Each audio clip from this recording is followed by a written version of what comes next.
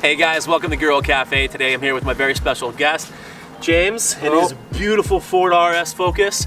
James, why don't you tell me, what is it, what exactly are we looking at? It is a 2017 Stealth Gray Focus RS. Nice. And it says Stealth Gray? Yep, That's Stealth awesome. Gray. Is that a factory color? Is it It is other a colors? factory color. 2018 Focus RSs only come in blue and red, apparently. Okay. With a black roof. Okay. And what kind of modifications and stuff have you done to it so far? Just minor ones so far. The major one is a full tune. Yep. And then I've got this Velocitec bell mouth, Okay. which I think really sets the front end open. Absolutely. Gives it an aggressive look. Summertime, I've got the front lift and side skirts, wheels, that kind of thing. Interior Nice. has a little bit of modification to it too, custom gauges. Nice. Very nice. Yeah. And you got I see like nice logos and representing a bunch of companies. Fine Line, are you sponsored Yeah. by a few companies? Fine Line sponsors me. They do Plasti Dip headlights, that kind of thing. Nice. And then the Focus Club of Canada decal, of Focus course. Club of Canada. Yep. Excellent.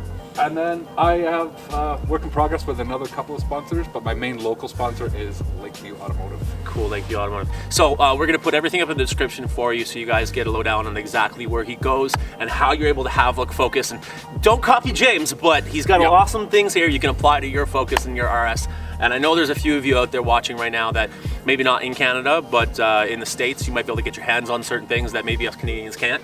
Definitely. We're kind of limited and sometimes in ordering some equipment and gear. Costs so much money. It to costs ship so up much more here. to ship it out. Yep.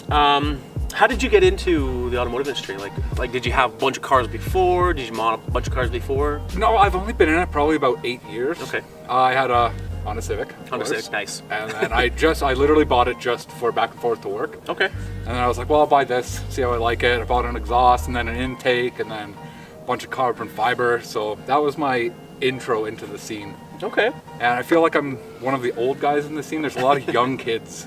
And I mean, I'm in my mid-30s now. Right. And I don't know, it's almost a young guy's game, but You they know- still kind of treat the older guys with a little bit of respect, which is kind of nice. I think it took us a lot. I mean, me and James are in the age, same age bracket, being this new discovered title of Xennials. Yep. Yeah, right. So it's kind of a weird, but for you young guys that are watching us right now, Honda Civics and all these high-end cars that like we never even had an option. I mean, we had like 86 Mustangs rolling around with 5 liters back in the day, and it kind of turned into more of an import scene with Ford coming out with more European designs like my 2013 Ford Fusion and his Ford RS. The cool thing is about the scene is it doesn't really matter what you guys have. It doesn't really matter what you're rolling in, as long as you're passionate about it. That's kind of the key. So, like, was there a certain car in your past that maybe gave you that passion and the excitement about getting into it?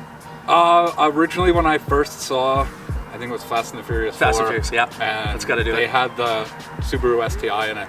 And I just fell in love with that car right away. I Nice. bought one. It wasn't the hatchback, it was still the sedan, but Yep. that car, for me, was the intro into the car scene. Very, very cool. And what did it have? What were specs on it? What kind of stuff did you end up doing into it? I did a whole lot. There was front mount intercooler, it was tuned. I had all the bolt-on parts you could get for the car. Straight pipe exhaust, it was louder than hell. Wow. Cool. That's like, I mean, I love to see more and more cars hit the scene, and especially here in Canada. I mean, any of the American guys watching, when it comes to parts and certain things you can get into, it comes to dollars and cents. Yep. Right? I mean, a lot of young guys, have more expendable income, so it's, maybe they can take the entire 40 grand worth of income they made for that year and drop it onto one car. Exactly. Versus some of us older guys, we've, done jobs, I've owned businesses and owned other cars, some not so pretty, some great looking, I've had Mustangs and trucks myself that were decked out, but nothing I like more than just seeing more of a European flair come into Canada. I definitely love the hot hatch. I mean, we have the ST and everything. Yeah. And it's a great car, but for an ST driver to come and drive this, it's a whole new car. It's a completely It new might car, look right? similar, but that performance, the all-wheel drive, Right. the handling of this car, even in the winter, is phenomenal. Yeah. Like, I didn't have a problem. The first snowfall we had, I was looking forward to it. Just getting on Stony Trail and just ripping it how just I opening could. it up. No slipping, no sliding. It was great until I wanted to slip and slide. Yeah. And then it worked. That's awesome. Now, today we're going to have a special treat for you.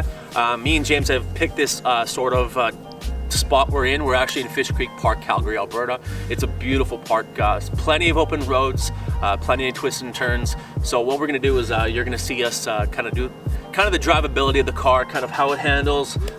You know, a lot of things when it comes to performance and factory tuned cars is that sometimes factory tuners or designers don't design a car kind of the way they should be. Yep. Right, because they have parameters that to follow by. You know, they have got, you know, the grill's got to be so big and the opening in the front end's gonna be so big because you allow so much air to go in. Exactly, the cars have higher ride heights. Higher ride heights, right? So I mean, that's when we end up adding like air ride suspension and coilovers and sway bar and more stiffer suspension, strut bars and all that kind of stuff. Yep. So Ford did a good job with this. For that, it was still a little too high for my liking, but it is a stiff car. When that suspension is on the stiff setting, it feels like you're riding on coilovers. Very cool, very cool. And we'll look at that. We'll we'll get the chance of kind of seeing the interior. He's got a beautiful Recaro seats in there that apparently are the most comfortable you could possibly get from a factory vehicle. Yeah, we'll go right into that. So stay tuned, and we got more for you coming up. Hey guys, so now we're in the RS. We're gonna show you how it handles. This interior is impeccable. It's beautiful. He's got all the blue trim to match the outside. And some carbon fiber trim pieces look really good. So enjoy, and we'll kind of show you how this thing runs so you can enjoy and buy one for yourself. Should probably put it into like sport mode, track mode. Yeah, that's something you can. So how many modes does it have? Track mode, sport mode? It's got, let's go, we've got normal mode, sport mode, track mode, and drift mode. Drift mode? Yeah. Is that the one with the launch? Where you can put your foot to the floor, and then go? You can do that in all of them. All the modes have launch control. I think the normal mode has launch control. Sweet. I've only ever launched my car when I've been tracking it.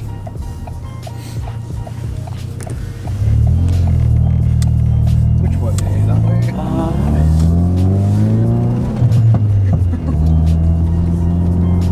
Sounds fantastic. It's not bad.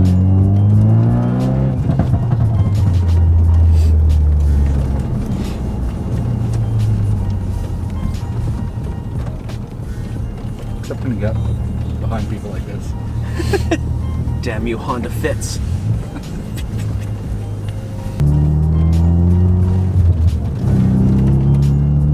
So I added the gauges. Okay. This part here? These ones. Those are the stock gauges. Okay. And then I run these ones. So how do you find it for the drivability? Like, are you finding that it's a really good daily driver?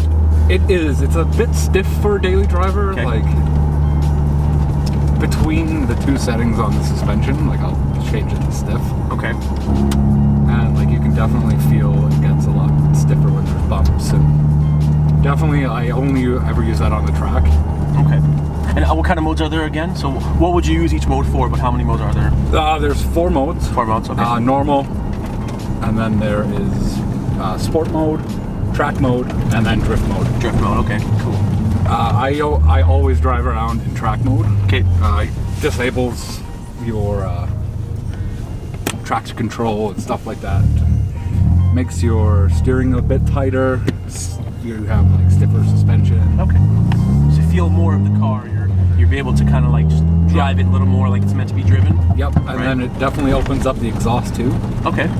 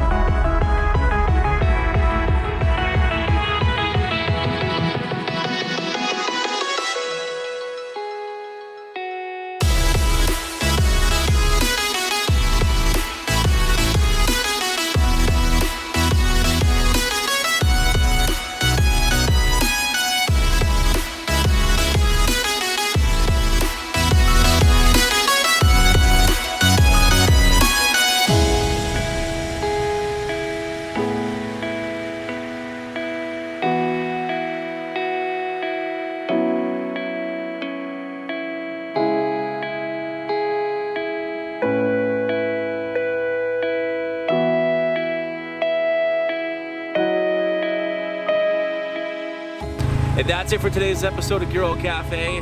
Thanks again, James, for coming out. I really appreciate it, brother. Thanks for having me. It was a pleasure. Always a pleasure. Take Can't care, wait brother. to do it again. Awesome.